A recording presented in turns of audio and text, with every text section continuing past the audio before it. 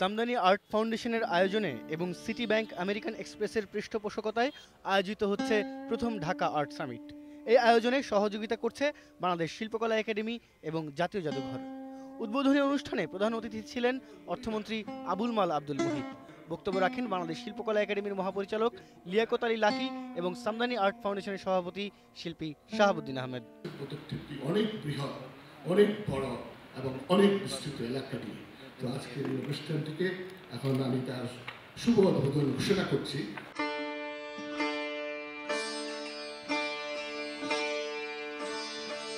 জীবনের মধ্যে অনেক রকম layers of emotion, layers of human mind state থাকে।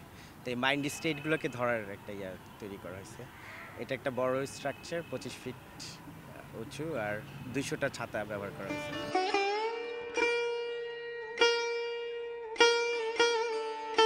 শিল্পী রনি আহমেদের ব্যতিক্রমী এই কাজটির মতো অজস্র সব নতুন কাজ নিয়ে শুরু হলো ঢাকা আর্ট সামিট। প্রথমবারের মতো বাংলাদেশে এরকম আন্তর্জাতিক মানের একটি সামিট আয়োজন করা হচ্ছে ব্যক্তিগত উদ্যোগে। আয়োজক সামদানি আর্ট ফাউন্ডেশন। সামিটে প্রদর্শিত হচ্ছে 250 জন প্রবীণ ও নবীন শিল্পীর নতুন সৃষ্টি। আরও থাকছে বিশ্বের 19টি আর্ট গ্যালারির নিজস্ব সংগ্রহের প্রদর্শনী। বাইরে থেকে যে এত লোকজন আসে, এটা একটা অপরচুনিটি হবে ওদের জন্য দেখা, একটা দুই দেশের বা ইন্টারন্যাশনাল এবং বাংলাদেশের একটা এক্সচেঞ্জের একটা প্ল্যাটফর্ম হয়েছে। সামিট উপলক্ষে ঢাকায় এসেছেন বিখ্যাত টেইট মডার্ন মিউজিয়াম, নিলাম সংস্থা ক্রিস্টিজ এবং সোথবিজের প্রতিনিধিরা। শিল্পীদের পাশাপাশি আয়োজকরাও আশাবাদী এই সম্মেলনের মাধ্যমে বাংলাদেশের শিল্পকর্ম সারা বিশ্বে প্রচার এবং প্রসার লাভ করবে।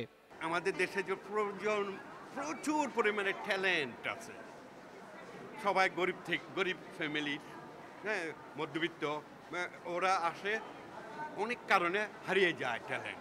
এখন এইগুলি আমাদের সম্পদ, এই সম্পদটা আজকে সামনেটির কারণে ওরা বুকে ভরসা পেল এবং যে ভরসা এগিয়ে যাচ্ছে। হ্যাঁ, বাংলাদেশ পিছিয়ে নাই। বাংলাদেশি আর্টকে রিপ্রেজেন্ট করা এটা আসলেই খুব পজিটিভ আমাদের দেশের শিল্প চর্চার জন্য। আমার কাছে মনে হয় যে না, it's a good step for in our country. আমরা শুধু এককেন্দ্রিক ছিলাম, এখন আমরা বহুমুখী হচ্ছি। যেমন আমাদের শুধু পেইন্ট অ্যান্ড ব্রাশ ছিল আগে কাজের দুটা টুল, এখন দেখবেন ভিডিও, পারফরমেন্স, লাইট, সাউন্ড সব আসছে as a fine art. So সব মিলে যখন একটা আর্ট তৈরি হয়, তার একটা দুর্দান্ত প্রতিক্রিয়া তৈরি হয়। সো এই আর্ট সামিটেরও একটা দারুণ প্রতিক্রিয়া আছে সমাজে, দেশে এবং ভৌগোলিক প্রেক্ষাপটে। সামদানি আর্ট ফাউন্ডেশনের পক্ষ থেকে সামিট উপলক্ষে দেওয়া হবে দুটি বিশেষ সম্মাননা পুরস্কার, 10 লাখ টাকার সামদানি আর্টিস্ট ডেভেলপমেন্ট অ্যাওয়ার্ড এবং 5 লাখ টাকার Samdani young art talent award.